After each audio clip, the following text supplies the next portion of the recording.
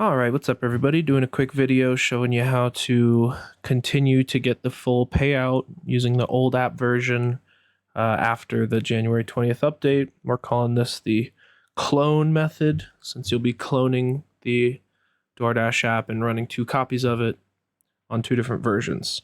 Quick disclaimer, I'm not a lawyer. I can't tell you to do this. I can't tell you not to do this. Live your life. Downloading random apps from random places, bad idea.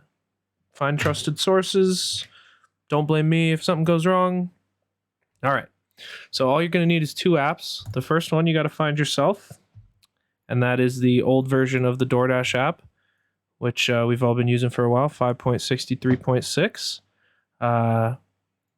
This is the one I have. Been using it for a long time. Maybe if you look for that exact same name, you might find it. You might find it other places. I don't know. Point is, you're going to find that. You're going to download it. You're going to install it. Now, the first time you try to install an app through an app on Android, it's going to prompt you to allow that app to do so. So you go to those settings, you hit yes, you go back, and now we can install it. So again, this is installing the old version of DoorDash. Now, once it finishes installing, it's going to ask if we want to open it down here, but we're not going to open it. We're just going to go on back to the home screen and get the second app that we need, which is called App Cloner. See the URL there at the top, appcloner.app. And this app is going to allow us to clone that DoorDash app. So you download it, get this warning here, this file can harm your device. That's all right. Remember, make sure you're downloading from a trusted place. It's important also that you use this particular app cloner because most of the other ones don't do it. Again, since we haven't installed an app with Chrome, it's going to prompt us to allow it. We'll go ahead and do that. And now we can install App Cloner. So now we have the 2 apps that we'll need, and we're going to be cloning the DoorDash app. Now, if I tried to open the DoorDash app now, it would start to open. Now, here's what I'm going to do is I'm going to drag this over here, put everything here just to make it easy. If I tried to open this Dasher app right now, it would let me log in and stuff, but then it would give me that error that it always does, there's a new version with essential updates. Of course, I could freeze the Play Store. I could do all that, but we don't got to worry about that. We'll just clone it just how it is now. So we open up App Cloner. It's going to take a while to open the first time, all right? Yes, thank you. Support the guy if you'd like to. He has a donation version that gives you some more features, all these features, maybe later. All right, and we're going to find Dasher. Now, for me, it's right here at the top since we just installed it. You might have to scroll down the list or whatever, but find Dasher, you click that, and it'll load it up, and now we're ready to clone it. Now, since it's first time using this app, it's telling us exactly what to do. Click here to clone. If you tap the screen, it's going to say, click down here to how many clones, up here for settings. We don't really need any of that. All we got to do is bang that clone button there with the DNA helix, but I would actually recommend that you either change the name right here, which is a free feature, or you do this one right here, flip icon. I like to do this one, flip the icon. It makes it real easy to tell which one's which, so you get an upside down icon. Now we hit that clone button. It's going to ask for a couple permissions. It's going to say, hey, if I fuck your app up, don't blame me. Hey, I said that too. What do you know? And we hit OK. So what this is doing is creating an exact copy of that old 563.6 Dasher app. So we'll now have 2 versions on here. We'll have one that's the real version. That's the one that's currently installed. Comes from the Play Store. It can update through the Play Store, blah, blah, blah. And then we'll have one that's this clone version. That's exactly the same, except that it's not tied to the Play Store, so it's not going to automatically update. Now you can see it finished. It says it's clone. It says install the app. For your security, again, we have to allow this app to install apps first. Bada boom. And then we can let it install this Dasher app. Yes, I would. So again, you can see the icon there is upside down because we changed that. That just helps us differentiate. You don't have to do that. It doesn't matter. Now, we can go ahead and open this Dasher app, all right? And this should be the old version. And because this is not tied to the Play Store, you saw that at the bottom, it popped up. We'll go ahead and give it location. Because this isn't tied to the Play Store, we actually can log in now. So I'm going to go ahead and do that. Hide the phone for a moment here. And once you get logged in,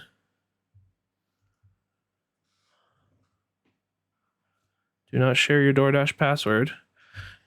It'll take you to the normal home screen. Now, you'll notice that Google Maps isn't working. I can drag around. You can actually click other zones if you manage to find where they are, but the map's not working, and that's not a big deal. Now, if you want to pay the guy who develops that cloner app, you can enable maps access, but the thing is, all we needed to do was sign in. So now that we're signed in, we can just close this app by going back or going to this app switcher, however you do so. There might be a button, there might be a gesture, and swiping it away. And we want to make sure we close that old app version, okay? And we can see that installed right here. So now I have both my DoorDashes. Now, again, if I open the real one right now, it's not updated, so it's just going to lock me out and say, hey, you have to update. What we're going to do is we're going to go ahead and update. So we go to the Play Store, we check for updates. What do you know? DoorDash has an update, and we go ahead and update it. So now we're going to have two different versions on two different versions. We're going to have the one app on the current version, whatever that may be right now, and we're going to have the other cloned one permanently stuck on that old version. So once this one's updated, we're going to do the same thing. We're going to open it up. We're going to log in, and you can see right away, obviously this is the new version from the sign-in. So again, give me a moment here. We log in, fingerprint, bada boom, and we're in and we're here, right? So as you can see, we're good to go. Now, at this point, you have both apps. They're both logged in as you. The one app is closed. This is important. The old version, the cloned version, whatever you want to call it, is closed right now. And the new one's open, and we can now start a dash. Now, my area is gray, so let me just do a little magic here real quick. Bing, bong, bang, bong, boom. Okay, what do you know? I'm scheduled to dash now. I have my space blanket, very important. So when we start an app, we're going to do it in the new app. Boom. We're going to immediately minimize out of that, and then we're going to go to the old app. We're going to open that up. It's going to say signing in, starting, and then HTTP 400, right? This is the error we've been getting, since this update broke this whole thing. But that's okay. This is what we want. This is still locked in now. So we can, again, just hit back to close it, or swipe up, swipe it away, whatever. And you can go in your new app, and you are now online, synced with the two apps. If we get an order in the next few seconds, I'll show you that. But they're synced together. You'll be getting the full payout offers when they come in. There's a little bit of weirdness, obviously, in the fact that you're running two versions of the app, and there's a few more things to get into. But for all intents and purposes, that's what you do. Then the next time you want to start a dash, obviously you don't have to do all these steps. All you have to do is make sure that the old dasher is closed, open the new one, start your dash, and then open the old app, let it get to that HTTP 400 screen. Now, I'm going to, at this point, switch gears and go into like issues, problems, things you can fix, etc. So the first big one is the notifications. Because of this, if I pull down now, you can see obviously I have two of these persistent, notifications that I'm dashing. Now I'm on a Pixel, which is a newer Android device. Some phones you can't do this, but if you long press on it, you can see the app that gives the notifications. We can see this top one is for real dasher. This bottom one is for upside down clone dasher, right? What I would recommend doing is turning off this particular notification for the persistent one. So if we go to the settings here, again, you can see we're on the cloned version. You've got only two different ones right now. Typically, you'll have a third one, which is new orders, but since I haven't received a new order, that doesn't exist yet. But make sure you're just turning off dash status, okay? Because the new order pings that actually make the noise and the visual notification are going to come from this app, and you want those on. Otherwise, you won't be notified when you're getting an order, all right? Now, as you see, if I pull down, I only have the one notification, okay? And when I click it, it takes me to the right app. Now, when an order does pop up, which of course it's not being generous and doing for me right now, but when an order does pop up, you can't click that order's notification. If you do, it will take you to this app, to this screen, right? Because that notification belongs to this old app. So what you have to do is just when an order comes in, you pull down the thing and you swipe it away. Just pretend this weather is, new order, go to McDonald's, whatever. You swipe it away. That'll shut it up, stop the vibrating, and then you want to click this notification. Not long click. Click this notification, and that'll take you to this app, which will have the order, popping up in it. You can also, of course, just have a shortcut on your home screen, go to it through your app switcher, however you do it. The point is, when the notification comes in, you can't click that as you're supposed to, as we all, normally do. So that's the first big thing. The second weirdness is this. If we go ahead and seppuku this dash, and we open this app up, when you're not on a dash, you can actually get, again, logged into this old version to some extent. Now this is the cloned app, so it's a little weird. Here's why this can be a problem and why I say make sure you close this app before you start a dash. If we don't close it, we just minimize it, leave it open, go back in the new one, and we start a dash, right?